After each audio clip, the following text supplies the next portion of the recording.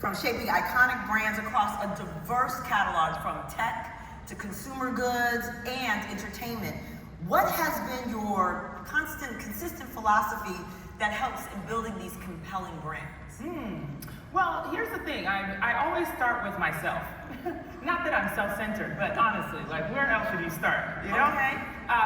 Because I'm always curious about the fact that we think that we are not important enough to center ourselves, not only in our own lives, but in our own careers and in the jobs that we do. Yes. Because why else are you in the place if not because of who you are?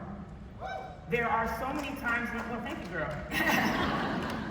There are so many times when we try to make ourselves smaller to assimilate into spaces, but actually it does such a disservice, not just to yourself, but to the people you work with, for the company or brand that you work in, because then you're not really actually contributing anything of yourself, and that's the whole point.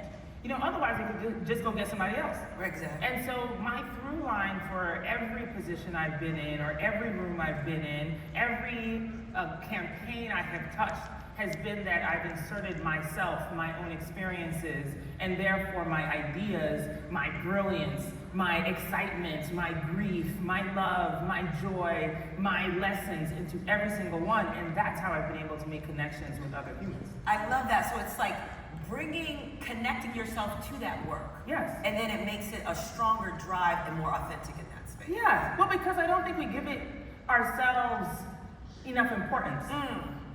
Yes. Knowing that if you don't think you're important, then you would not think your story is worthy of being integrated into the work that you do. I love that. But I happen to think I'm very important. Okay. And so I'm like, you know what?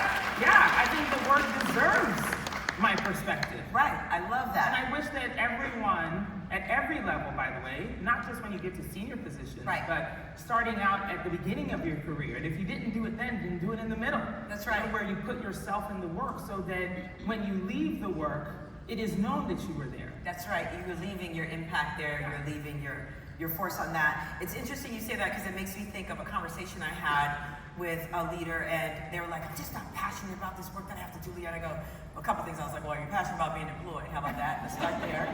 But then I said, the truth is, the passion doesn't always come from the work. It can come from the person. Yes, exactly. It doesn't matter what the work is you're doing. You can bring the passion and infuse it. So I love how you said that because that is a through line to every piece. Oh, for sure. Now, you've helped shape some of the world's most iconic brands. What does it take for a brand not just to succeed in the market, but leave a cultural legacy? Well, I look at brands very much like people.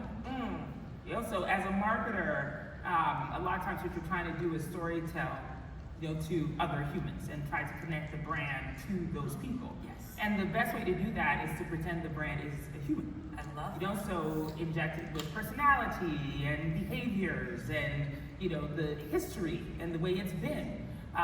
I find it interesting that we don't often think of brands like that, but we don't think of it consciously, but subconsciously we do. Right. And so many times you'll find people have really strong passions about any one brand. Yes. You know? Yes.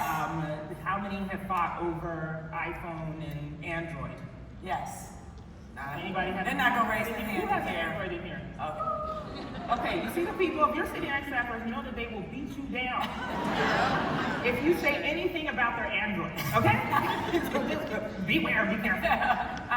Or it's like, you know, I worked at Pepsi for a long time. The battle between Pepsi and Coke is long storied. And, you know, the taste tests and all other things, people would swear to you that they know the difference, and having worked inside, I hate to lie, yeah. But, you know, I think a lot of it is marketing. You know, it's how you are building a personality and therefore allowing people to connect to that brand through human traits. And so therefore you're gonna assign that, like, okay, if you're a Pepsi drinker, you know, for a long time, the tagline was the voice of the new generation or the taste of the new generation. So it felt young and free and like you were spontaneous. You know, whereas Coke is known for its storied history, you know, its stability, the thing that you know is going to be there through the ages. Yes, through the test of time and comfort and family. Yes. You know, and so depending on how you identify yourself or who you want to be identified with is how you're then going to choose the brand and be loyal to it. But then let me ask you this, because if we think of it as a person, people tend to grow and evolve. Yes. brands grow and evolve, but it doesn't always get well taken by some of the people. Well, yeah. How do you suggest to a company to navigate the changing of their brand or the expansion or the growth? Yeah, well, I mean, again, it's like a human being. It's like the brands who make a mistake in their evolution do it because they take a sharp left. You know, I always think of it like, you know, if we met at a cocktail party and, you know, you're lovely. Where are you from originally? I'm from Connecticut originally. You're from Connecticut, okay? So Connecticut, you sound like you're from Connecticut, wonderful. Then I see you someplace else at another party 6 months later, and now you have a British accent. And what do you mean? What do you mean? Exactly. You see what I'm saying? Now, do we trust her? No. You know what I mean? And so then I'm looking at you like, who are you? And which one was real? Was the one I met before real or this one real? And actually it doesn't matter because I don't even like you anymore. And guess what I'm going to talk about you?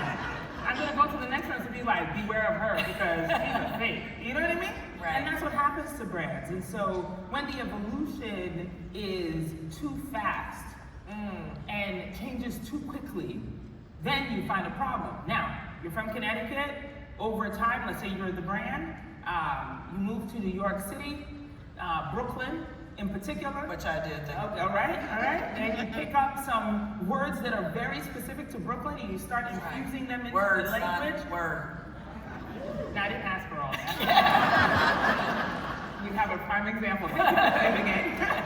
But that's what I mean, is that you start to infuse some of those words, and so if I meet you 6 months later, and I'm just like, girl, hey, what's that? You're like, well, I moved to Brooklyn 6 months ago. I'm like, oh, right. You know, Yeah.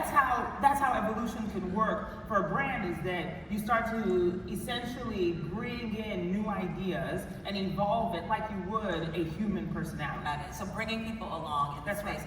right. And the challenge in this current day and age with AI moving so rapidly fast and companies needing to keep their foot on the gas to stay competitive, how do we build that in to this evolution as well? Oh gosh, well that becomes even scarier. Yes. So I was at Apple when we created Apple Music.